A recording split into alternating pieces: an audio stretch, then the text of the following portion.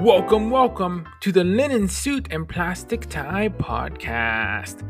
This is the podcast where we dissect and analyze and investigate and explore the amazing, epic, awesome, awe-inspiring power of storytelling. I'm Gorv. And I'm Kevin. Kevin, welcome back to season 5 of the Linen Suit and Plastic Tie podcast. Man, this podcast has seen it all. We've been doing this podcast for coming up on 5 years now, 75 different guests. Over 75 different guests. No. Yeah, we need to get that list going again, but it's over that number, yeah. Yeah, many guests, dozens of guests, over 75 episodes. It has seen us through different stages of our lives. It's seen us through jobs. It's seen us through apartments. We started this when I was an intern and you were still in school. So it's been insane how much we've changed and grown in these last 5 years, as well as the show. And I've been thinking about this idea of growth because I love television. Television is another thing like this podcast that has seen me through so much, right? So many moments in my life, so many struggles I've gone through with a great television show, right? It's been one of my main forms of entertainment, been one of my things where in tough times I just need a television show. And it's interesting because I was rewatching Billions, right? And I'm watching it in such a different way now. Now that I watched it for the first time in college and before entering the workforce, before going through some of the things you see in the workforce, and it's all very idealistic billionaire type vibes. But now watching it going through the workforce, going through ups and downs, you see it in a different lens. And I think the point I'm getting across is that storytelling is so powerful because it's so context driven, right? It's not just about impacting you in a moment, but when you consume things at different times or multiple times, you get a different lens on it, you know? Yeah, and we spent a lot of time on the show talking about obviously storytelling, and we focus on the telling part of this whole process. But the way we consume stories can be vastly different because how different our own stories and the lenses that we come with. And that in turn will make the same piece of content a very different story or a very different interpretation, depending on what you come with. Yeah, exactly. And the shows, and we've talked a lot about on the show, that as a storyteller, your audience owes you nothing, right? So you build your story for that time, right? You want to build a television show or a play that's going to connect to the audience today.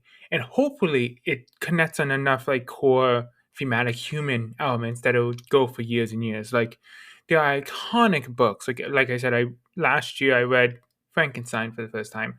And even though it is so many years old, it's a classic because the themes of humanity don't change. But if someone was to write a modern Frankenstein story, like we saw in the movie Poor Things or things like that, you would change things for this audience a little bit better. So, as a storyteller, I think it's so important to revisit some of your favorite stories and seeing how it impacts you now. Do you watch it the same way? Is it better? Is it worse? How is that story coming into your life at this time different? And it's kind of like conversations as well, whether it's like rereading journal entries and being like, oh, it's hard to read that because I thought I had problems then. I was stressed about that then, but now in comparison, oh my God, it's so much worse for me right now. I'm like, wow, how did I even think that was a problem? Or you can also do it in man, I didn't think I was going to overcome that, but I did. So maybe I'll overcome this. So this is something I think about in journal entry too. Like when you're telling the story of your life, we're always looking backwards. And that's why it's so powerful sometimes to look at the stories you were telling yourself then or the stories you were consuming then and how it's different the way you view your lens now. Because ideally, in a growth mindset in life, we're constantly growing. We're constantly changing our lenses and our experiences. And that's storytelling. And this happens a lot with conversation as well. It is really interesting to think about storytelling as a conversation between the storyteller and then the consumer of the story.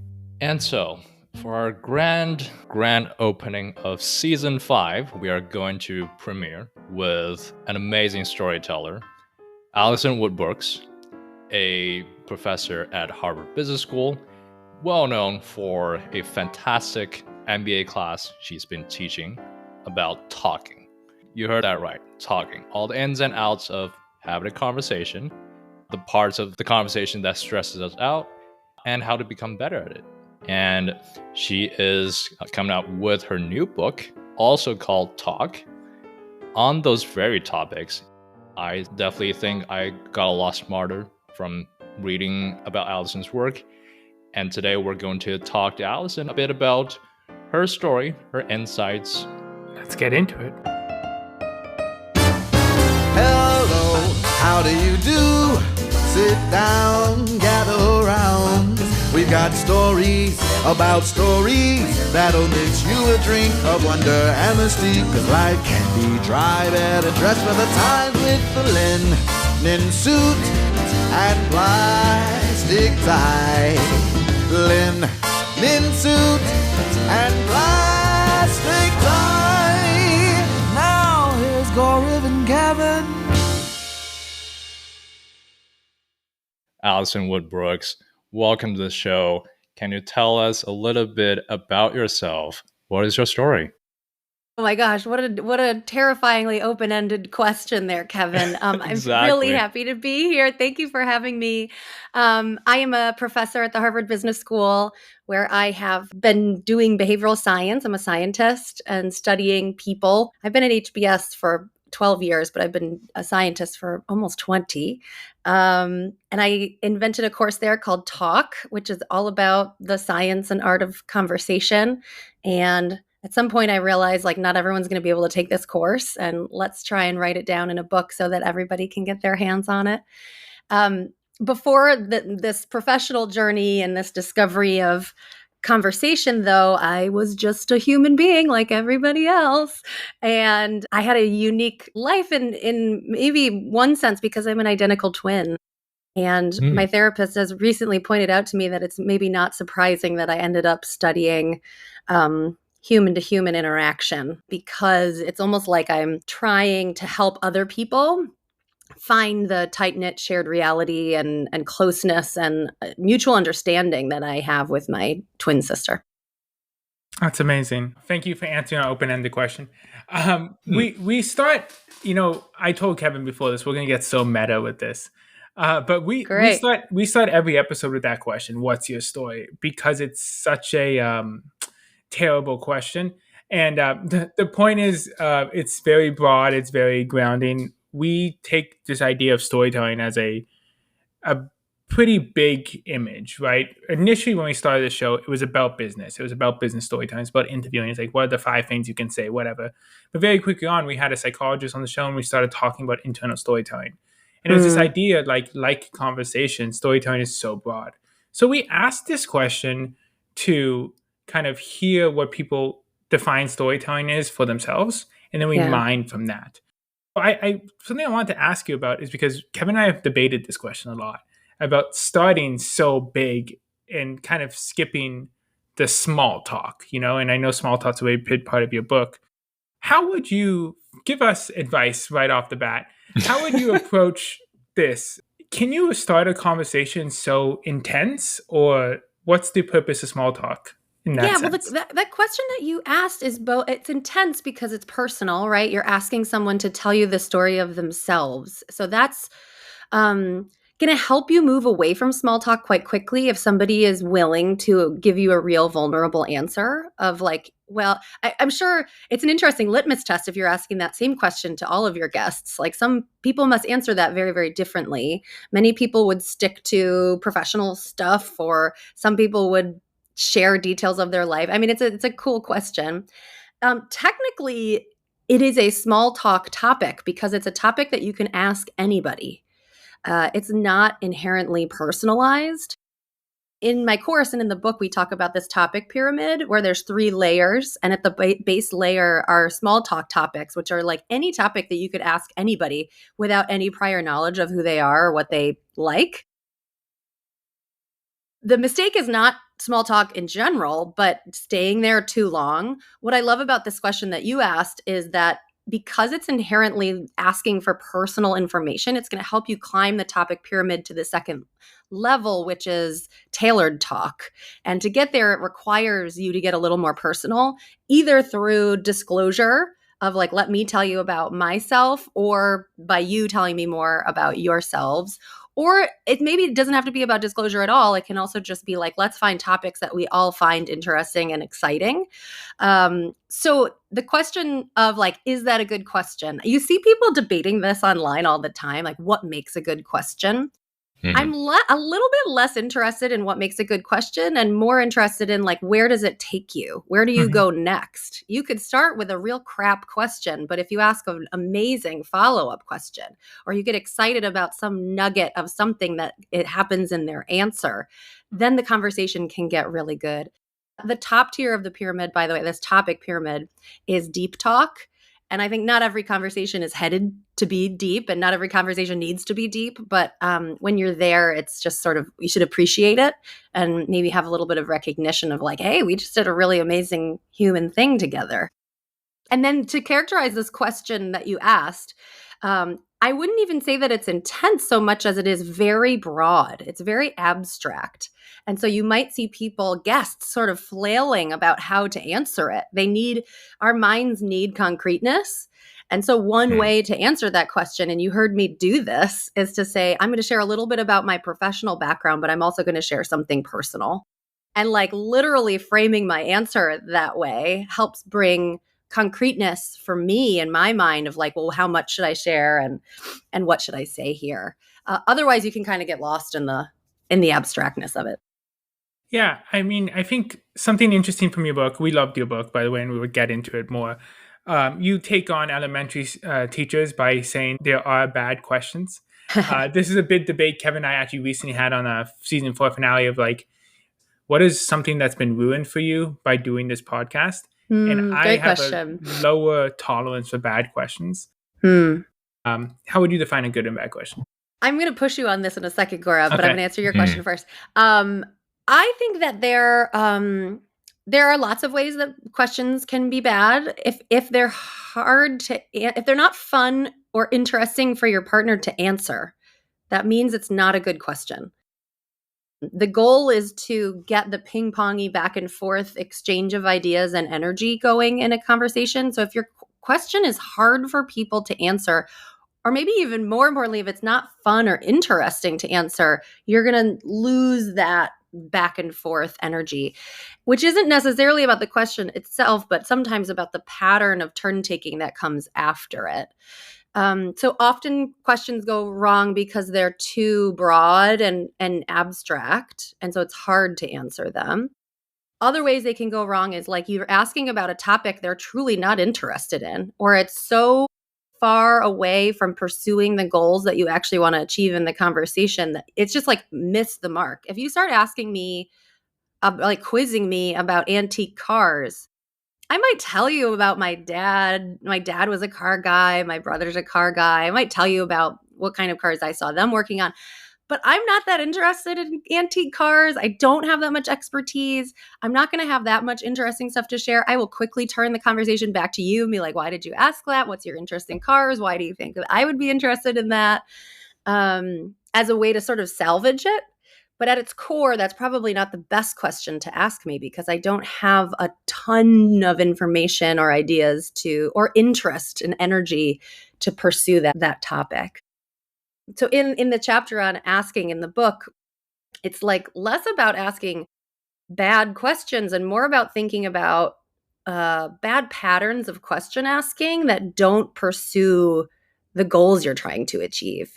And whether the goal is enjoyment or learning or persuasion or making a decision or brainstorm, whatever your goals are, you should be asking questions that move in that direction. Yeah, and that's one thing we loved about your book, Topics, Asking, Levity, and Kindness.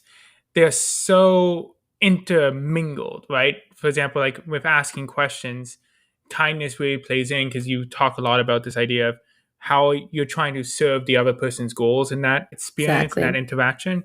So I think just like you were saying, I think it's such an important thing with asking questions. I pride myself on my questions. I ask a lot of them.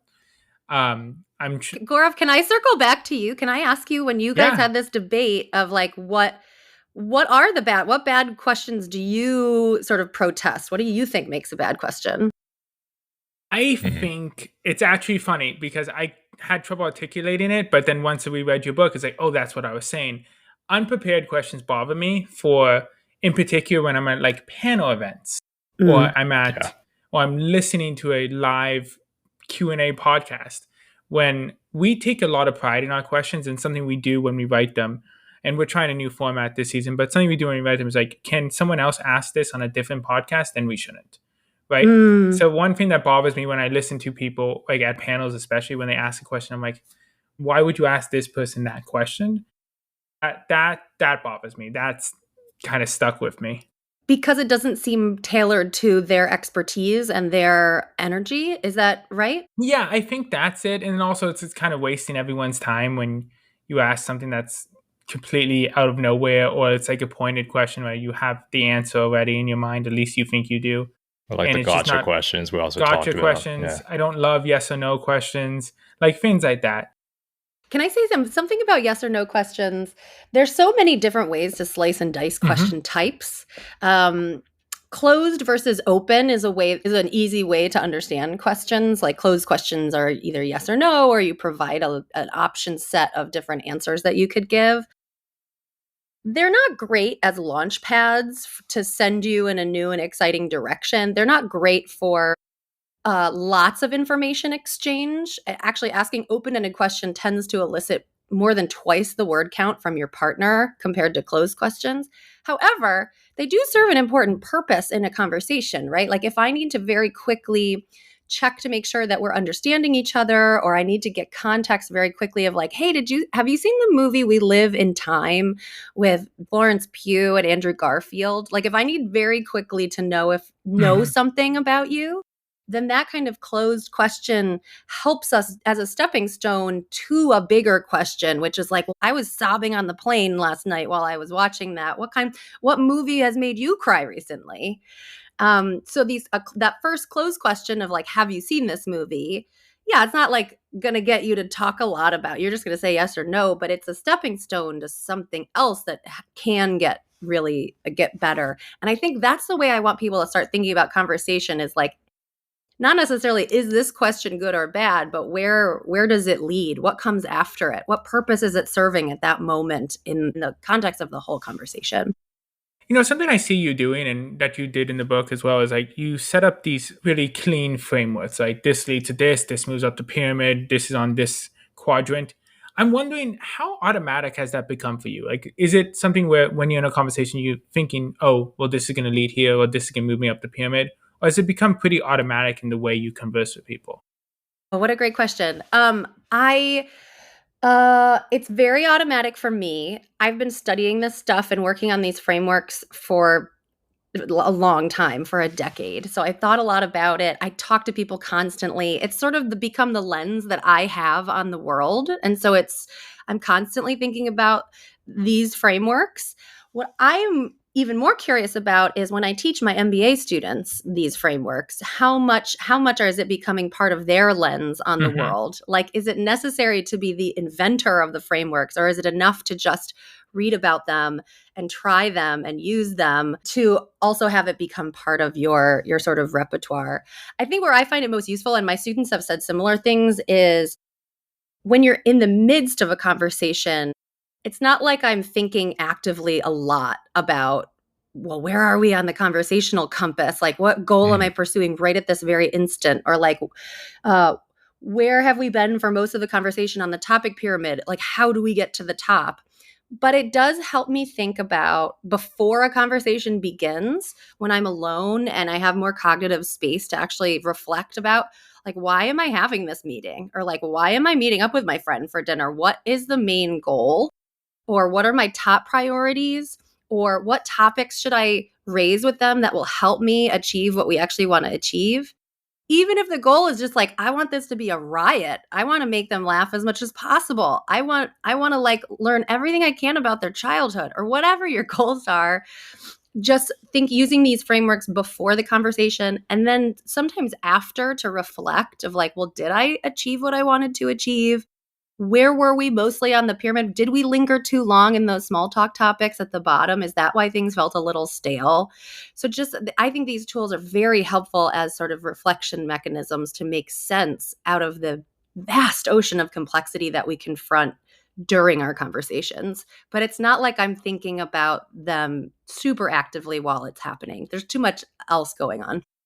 So, how far would you go in terms of preparing for that conversation going in? I think especially it's harder for like a more, casual social conversation. For something like a more prepared interview, obviously we know it's good to, really sit down and write a full outline. But do you necessarily, or do you recommend doing that for, talking at a party, or on the scale between, that to like a 10-second brainstorm? What's the best way to prep for those more casual conversations? I know this answer is like very dissatisfying, but it depends on so many things, Mm-hmm. including like who you are and what works for you.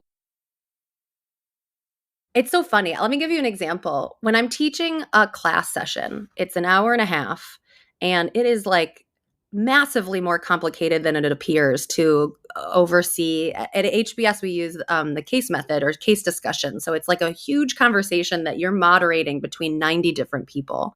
And your job is sort of like the topic leader. So in the beginning of my prep, I'm thinking about, well, like, what are all the spiciest and hardest questions or comments or things that could happen? Like, what are the nightmare scenarios?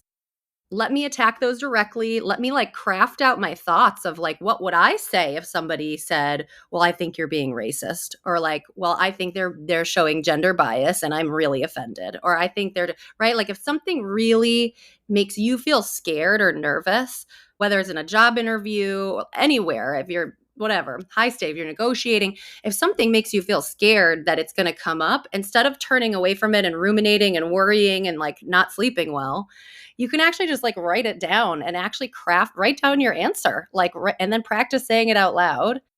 So when I'm prepping for class, I go through this, especially when I'm teaching a case for the first time, I'll go through this very elaborate sort of thinking through what could we say? What are the most important takeaways here? What could where could this possibly go? But then I winnow it down. Like by the time we get to actual class, I'm only holding like 3 things in my head. Like the 3 main topics. I want to start here about why did we get to a place where AI was invented? What are the best use cases for it? Where is it going to go in the future? That's like all I can hold in my head without having papers in front of me. And I don't want to hold papers while I'm teaching. So by the time we get to that moment, you've like winnowed it down. That's a lot of prep. That is like an impractical level of prep for a normal conversation where you're going to go and talk to your bestie or call your mom or whatever. So I do a lot of prep work to call my mom, mostly emotional. Yeah, do you? No, really? Do you, Gaurav? Do you think ahead about what to say? Sometimes it's mostly emotional prep work. Just Yeah, no, but that's right. So even people are very averse to the idea of prepping before or even thinking ahead about conversations with like your mom or your best friend or your romantic partner, your kids. But even 30 seconds of thinking ahead of like, well, what should I be asking about? Like, what have they been up to in their life since we last talked? What are they struggling with? What could I check in with them about? What about my life would they be excited to hear about? Like, just nudging yourself to reflect about that for just a few seconds before you're engaged in the chaos of live conversation turns out to be a really big deal. It makes conversation a lot better, less anxious. You're more likely to land on topics that are actually productive, much more enjoyable because you're not as panicked about what to talk about when things get stale. And you land on things that are mutually interesting to everybody. And it's not just for like huge teaching sessions or like the big work meeting where you need to design the agenda. It's also like, oh, I'm going to see my sister later. I should ask her how her 3rd child is doing because he had the flu last week. Yeah. You know who I do this a lot with, and this is not at all what you're talking about, but what I do this a lot with is like when I have to like call someone, not like someone I know, like if it's like I have to call the bank, or if I'm like going to UPS, I'm like prepping what I'm going to say. I don't know why I think I read somewhere it's like a Gen Z millennial thing because we don't like talking on the phone. But I think you don't want to. Those interactions are annoying. You don't want to forget the why you're there. They're very transactional. So like you're there for a very specific goal. You need to check on a package, or you like need the customer service agent to like do a thing for you. So they're very goal directed. They're very transactional.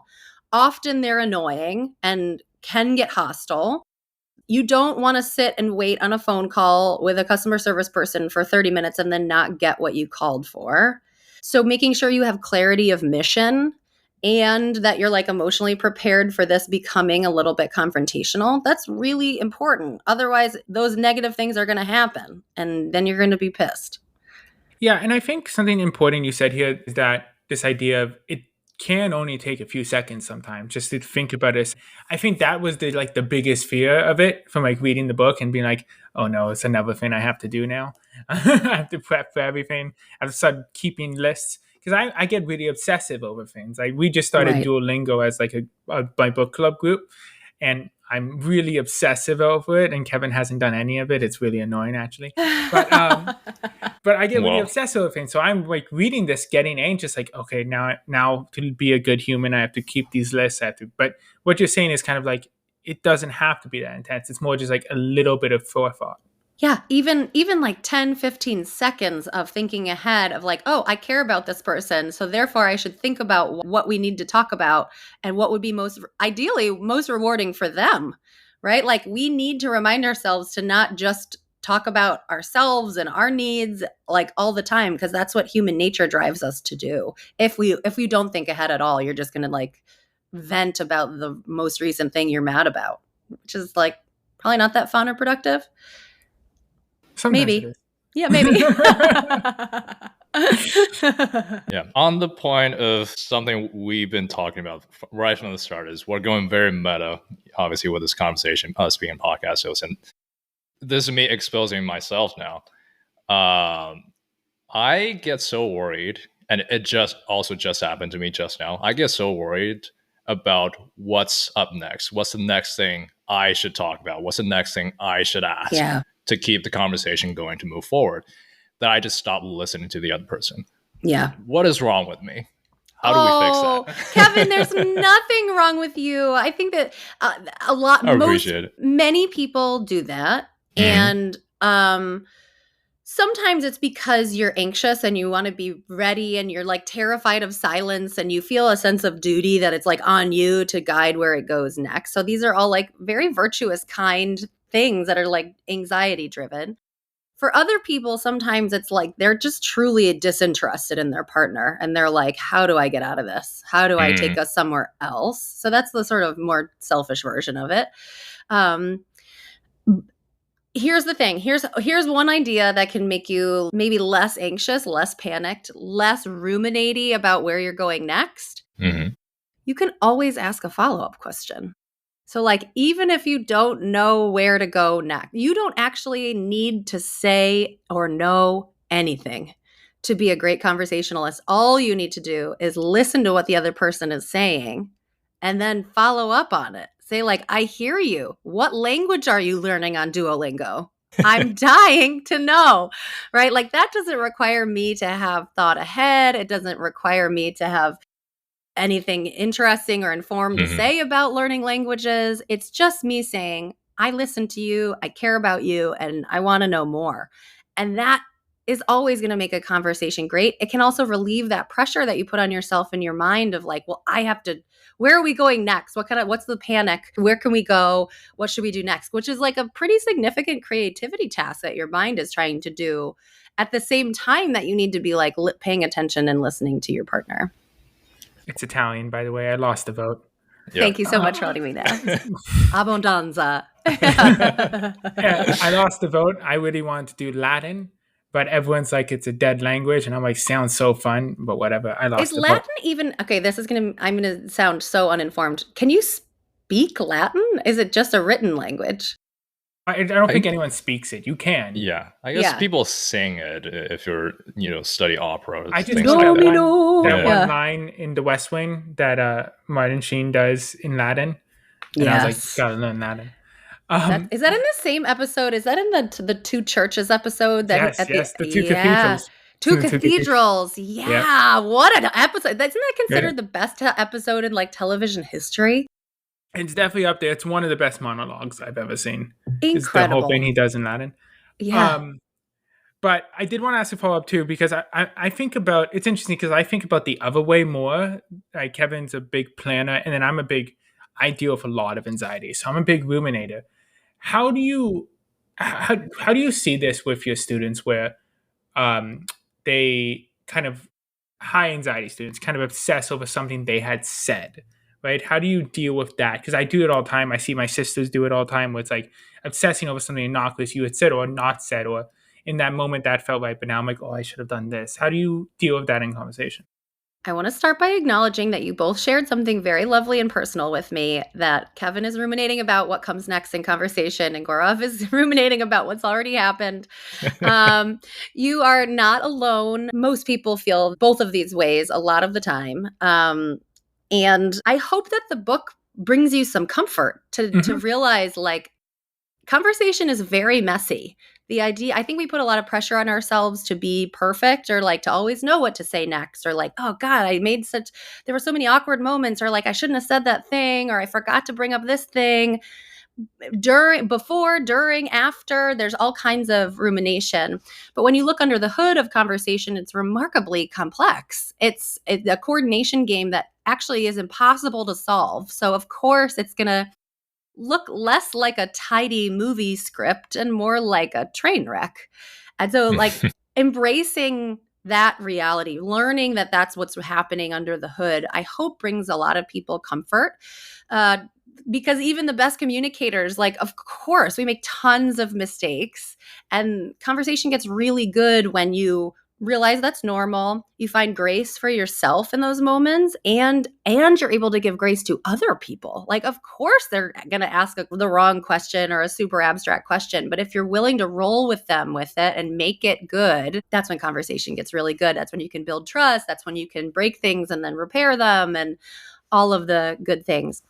Specifically about backward looking rumination, when you're like, feel bad about how things went, there's some interesting data to suggest, number one, there's a liking gap. People think that other people like them less than they actually do, right? Mm-hmm.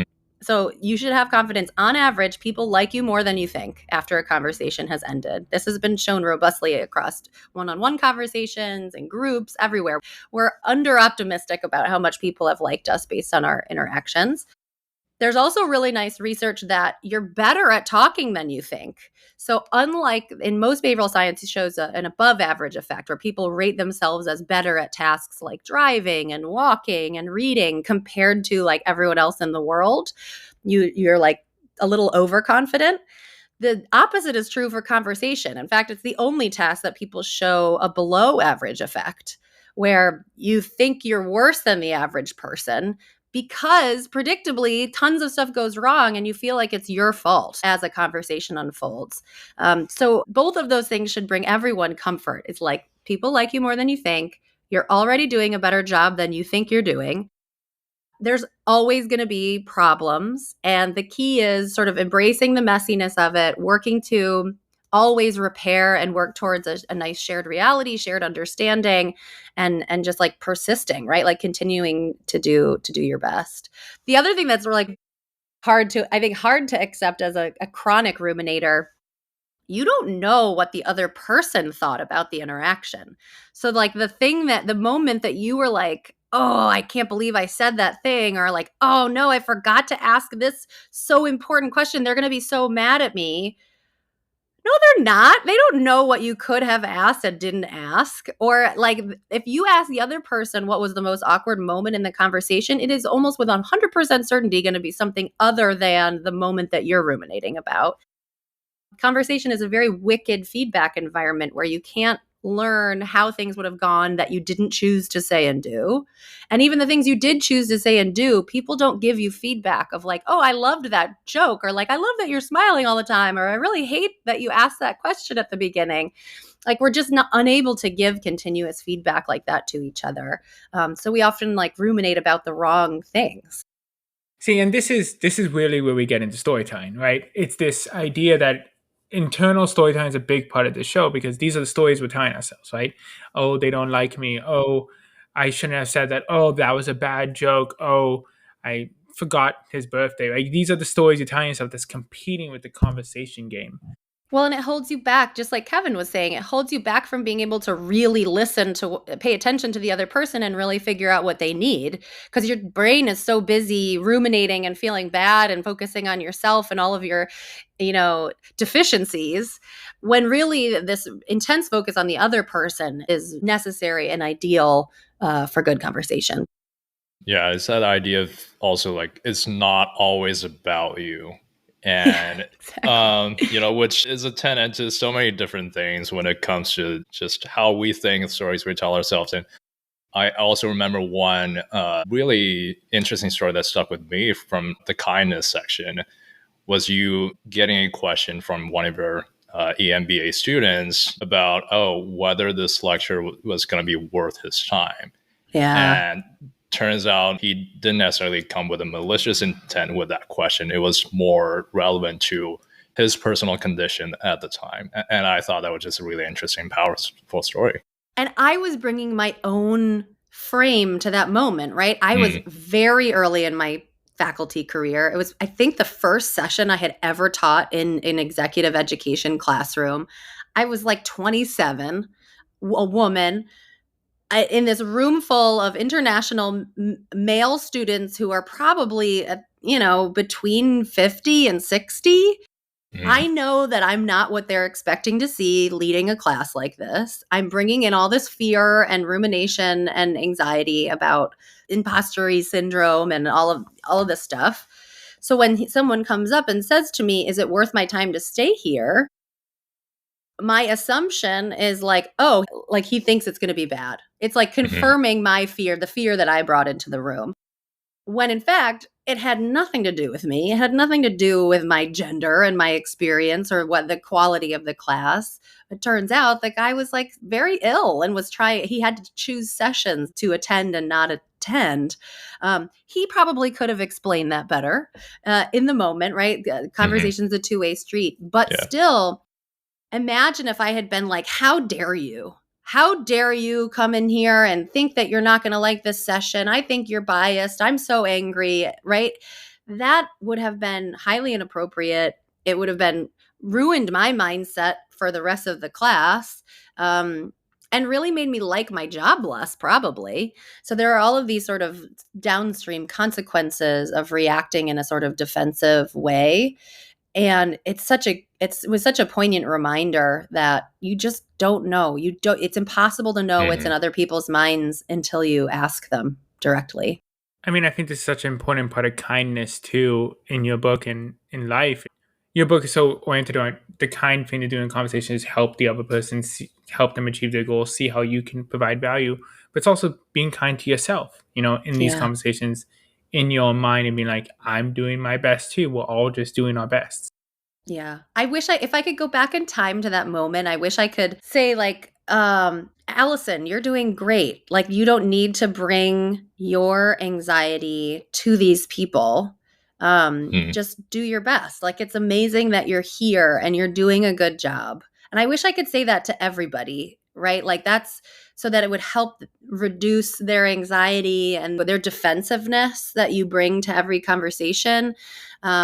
That can really derail things when these little minor hiccups and we confront sort of difficult moments. Yeah, I'm very glad you're adding more context to that story, and also got me curious because I just turned 27. Graham and I were around the same age 100. as As soon well. as he said 27, I'm like, he's going to ask about Yes, it. yes. So yeah, I mean, I think a huge part of being a good conversationalist is also kind of leveling that playing field in your mind, making sure you or the other person feel like you're worthy going into that conversation. Do you still remember how you overcame that? Having to teach those lectures to uh, students that are obviously way older and more professionally experienced. How do you level that playing field for yourself? Yeah, I mean, being low status is a prison. I mean, it's Mm. really, really hard. So much of my career also, I have felt very low status. I know it sounds ridiculous coming from like a Harvard professor who's going to turn 40 next month, but even still, I find myself in many rooms where I'm the youngest, I'm the most female, and other rooms where I'm not, where it's very clear that I'm the one leading the meeting or leading, highest status in the room now. But I very vividly remember being 27 and mostly finding yourselves in groups or in conversations where you're the low man on the totem pole. And so every group has an inherent status hierarchy. And when Mhm. you find yourself in a lower status position, and often it correlates with age or time that you've been at an organization, probably shouldn't. It's just the way it is. It's not fair. But when you find yourself in that position, there's so many things that make it hard. There's a narrower array of options of things that you could say that are going to be viewed as like valuable or appropriate. If you stay quiet, the group's not going to learn from you and it will be hard for you to earn status. Uh, if you speak a lot, people are going to be like, well, that doesn't seem appropriate for someone who's in a low status position. Or like, do they actually have value to add to this conversation on something that they don't have a lot of expertise yet? So it's really this double bind that ends up pushing low status people to the margins. And I think it's why so many of us feel like we're like hemming and hawing or writhing in quietude during group conversations. The responsibility to confront that lies with everybody, right? It lies largely with people who are in higher status positions to, number one, get out of the way, like stop talking all the time, give people space and make them feel safe and empowered to actually talk when they have valuable things to add. But there's also this sense of like, it's not just about developing psychological safety during that one conversation. That's an effort that's happening all the time across so many one-on-ones and group conversations. And that's a leader's job. And many leaders are not great at that. But the responsibility can also fall. We have power as low status people too, to reflect about like, well, where do I have value to add? If I don't feel comfortable speaking in the group, are there people I can talk to one-on-one before the meeting or after the meeting where I can exert some or add some value, bring some ideas, ask interesting questions? During the meeting, often people who are in low status positions are in a good position to ask questions or sort of steer topics in a way of like, oh, I love that we're talking about this. Let's not forget that we're here to make a decision, right? Or let's not forget that we're here to brainstorm as many ideas as possible. So let's move to the next one. Let's start ideating again. So it often, because you're sitting there more quietly than others, it puts you in a good position to sort of think about what should we be doing right now and how can I help us stay on mission. That doesn't require almost any expertise, by the way. It just requires good listening, paying attention to where the conversation is going, and being really honest with yourself of like, where can I add value? I think this is where the co-narration topic you talk about comes into such an important play. This idea that conversation is collaborative storytelling. And it's funny how different stories will play in your mind in different environments. You have a lot of consistent stories, consistent anxieties. I have a ton, but in different environments, like I deal with different things. It's because conversations I've had with a manager or a team or an org have dictated the stories I'm telling myself. So I think the co-narration aspect that you're talking about here a little bit is so important. Yeah, I just worked with a group of entrepreneurs at this startup boot camp, and we did a workshop on storytelling. I mean, so much of I think how people think of entrepreneurship is about Mhm. storytelling, telling the story of your company, pitching your idea to people. But the point of my workshop was, look, life is not a sequence of pitches. It's not you don't go through life as a stream of speeches that you're making to into the ether. Life is a series of conversations, and conversation is not one way. Storytelling is not one way. It is information being shared with an active other human mind or many minds And the interaction, their engagement, whether they're asking questions and reacting and giving you energy, whether you're asking them questions or giving them energy, is so important in telling stories in the way that we experience life. So in this workshop, here's what I had them do. I was like, take 2 minutes. I want you to do this exercise called never ending follow-ups, where one person is literally asking a question every time they talk. I would start with a question. I don't know, like, what did you have for breakfast? You tell me. And then I'm like, well, what do you always have that for breakfast? Or like, what's your favorite? What's your healthiest breakfast? And then you kind of go from there. It sounds very extreme, but in the experience of it, you realize, oh, this is how you escape small talk. This is, you ask questions. It moves you in a new direction. Things get personal. You learn a ton of information about somebody very quickly. So while the entrepreneurs are doing this never-ending question asking exercise, they are learning so much about their partner.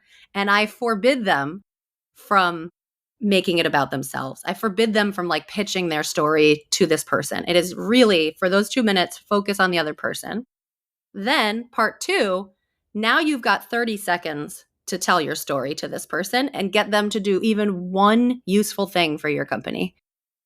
You're in a way, way better position to do that 30-second pitch, to tell that 30-second story, because you devoted those 2 minutes to actually learning about this person and what they need, what they care about, what they're excited about, what's going on in their life. You've learned about their perspective. So now you can frame your story so that it is actually and authentically interesting to them.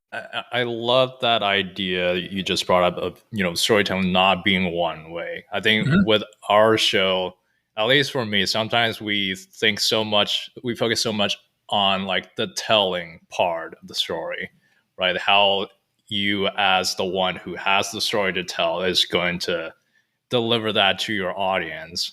But then really, how does the other party come into play? They also have a role in the telling of that story. They're not necessarily just the recipient of that. So it does come down to like the fundamental principle of understanding your audience in storytelling communication.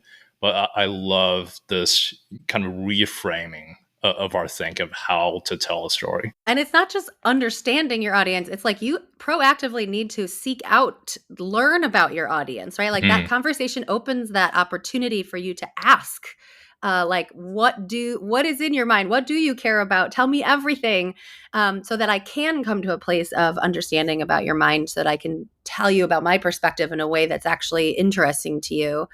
And we can also flip the perspective. I think probably a lot of your content here, and I think a lot of people think of it this way, is like, what am I saying when I'm telling a story? But when you're a listener and somebody is giving you their story, you're receiving information from somebody else, you can also actively exert some control and active behaviors that help make the story more interesting and more relevant for you, for this person. You can be a much more sort of proactive sounding board for someone else's story, so that it truly comes to be co-narrated in a much more exciting and productive way. I wanted to ask, because I think we've talked about this a little bit on the show, and this idea of how social media has made that worse, right? How we live in these bubbles and these like perfect image stories, and we think everyone's living their best lives at all times, and it's kind of glued us to our phone. How have you seen conversations change as like the rise of social media, the rise of technology, when we're spending more time in elevators with our AirPods in? So people are already very self-centered. So 60% of what people say in conversation is focused on their own perspective, on themselves. It just feels good to talk about yourself. It's what you know. It feels great. It's akin to like eating chocolate or sometimes having sex. Like talking about yourself feels great. Same pleasure centers of the brain. That's even more true on social media, where like 85% of what people post is about themselves and about their own perspective. So as often social media amplifies the sort of self-centered tendencies that people already have in conversation. And as much as we'd like to believe that stuff that's happening online is sort of mimics conversation in a way. It's not conversation. It is a far cry from live back and forth dialogue with a real living, breathing person sitting right there. And that causes all kinds of challenges and problems for how fun and engaging and productive and humanizing an interaction can actually be. So that's sort of one sort of obvious thing about what social media does to us as communicators. What I've been thinking about recently, though, is a little bit sort of tangential, which is when you go through your life now, you are constantly you're moving from like texting your friend on your phone to writing an email to now, then you hop on a Zoom call. Oh, somebody's texting me while we're on the Zoom call. If we all looked at our phones right now, I've missed 9 texts. I don't know about you. And a phone call, actually. You then turn to somebody in real life and talk face to face. Meanwhile, you know that there are texts and emails and phone calls coming in, or you're like anxious about how many likes you're getting on your social media account. So our brains are being asked to do this very complicated attentional toggling across all kinds of devices and modes of communication. I don't think scientists yet know what that's doing to our brains. Like, what's good about it? How is this affecting our mental health? How is it affecting our ability to connect? In my class, I asked my students to do a communication audit where they record every incoming and outgoing message that they receive in their life across all modes of communication. So phone, text, email, face-to-face, Zoom, social media for a period of like 20 minutes in your life. So you can imagine this, right? And you realize, oh my God, like all of these threads and these topics and these jokes and these people are so overlapping and so braided and coming in and going out all the time. Which is on one hand an amazing opportunity. You can like really be connected to many more people at once than ever before in human history. But I think the sort of downside risk of it is like, what feels real? Who are we really connecting with? If I look back on those 20 minutes, what do I remember? What made me feel any sort of real human emotion or sense of connection? And often the answer is only the people that you talk to face or maybe talk to on the phone. Zoom's great, but it's certainly not the same sort of psychological and emotional richness of if we were actually sitting together here in my hotel room, you know? And so I think these questions of like, what is real? What is more transactional? And how do we leverage this new world that we're living in? We hear a lot of rhetoric about how dangerous it is for children, which is for sure true. But it's also a challenge that we as adults confront. And I don't think we quite have an understanding yet of how it's affecting our brains.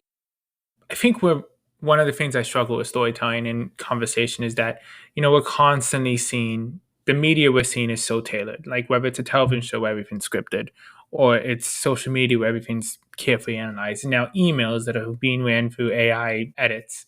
We're getting used to this very perfect way of communicating that we forget communication's messy. We forget that these are just stories we're telling ourselves. And it's important to remind ourselves we're messy. Humans are messy. I hope one of the themes that comes out in the book is, yes, the messiness, but also humans are different than machines. So in an algorithm on social media, it's going to try and figure out what you need. But the algorithm itself doesn't have needs, right? Like you're not reciprocally thinking about, well, what does it need? Or if you're on a chatbot or with an AI or with an LLM or whatever, its whole job and why it feels good and is so promising and so helpful is because it is only there to serve your needs. If you need to brainstorm ideas, it's going to really help you do that. If you need companionship, it can really help you with that. If you need to make a decision, it can help you with that.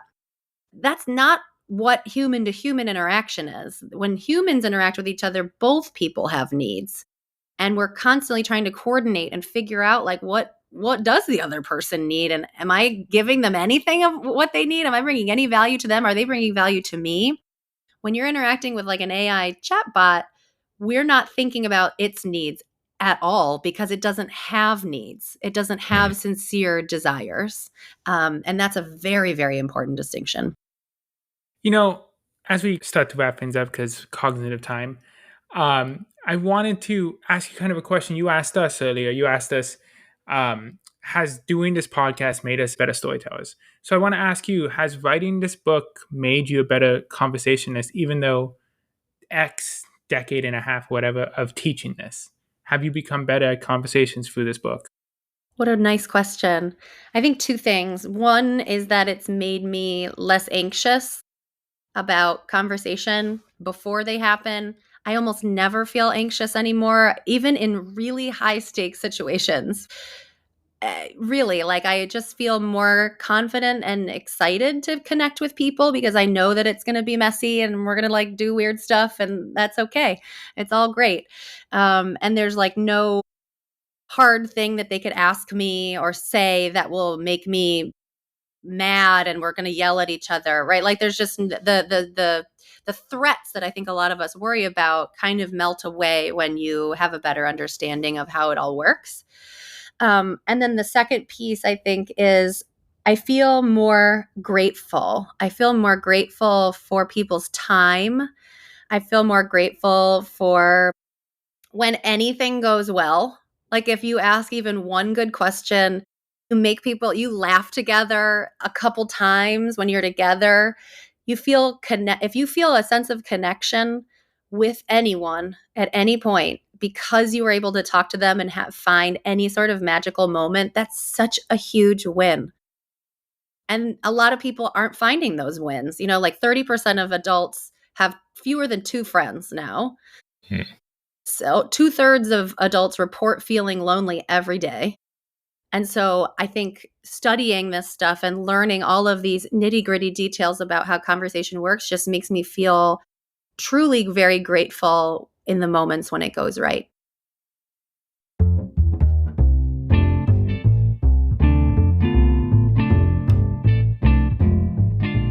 Thank you so much for such a great conversation and to be mindful of your precious time. Our closing segment is called Suspenders.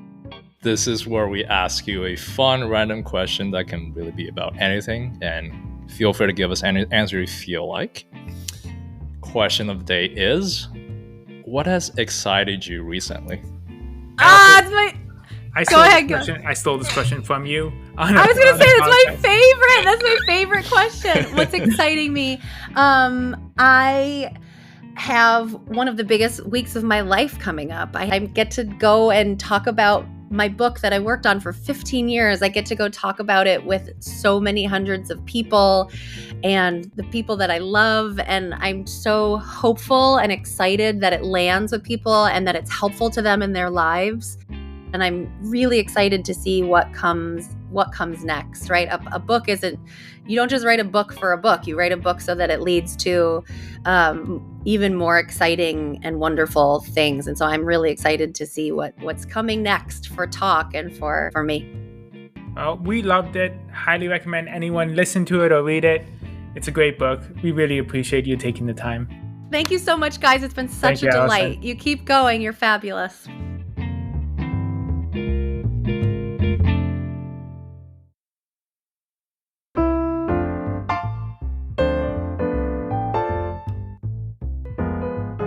Welcome back to Top Hat. This is the part of the episode where we dissect and analyze some of the cool and epic things we got from this week's expert storyteller. And Kev, it's our first Top Hat of the new season, and you and I both read this book. We both loved this book. We had this amazing conversation. So let's do something a little different for our Top Hat. Why don't we break down our key lessons from this episode into the 4 categories that Alison talks about in the book? The acronym TALK: topics, asking, levity, and kindness. Yeah, those are the 4 letters that is at the core of Alison's class, the book, and really I think there's so much to dig into each of those letters, but something that really inspired my thinking from the first letter, topics, is really how important it is to prepare for any kind of conversations going into it. Even for like a casual social conversations, there's value in just having a quick brainstorm beforehand about your intention coming into it, Believe it or not, it doesn't make you sound scripted when you prepare. It actually makes the conversation a lot better, and you'll feel a lot better going in and coming out of the conversation because you prepared beforehand.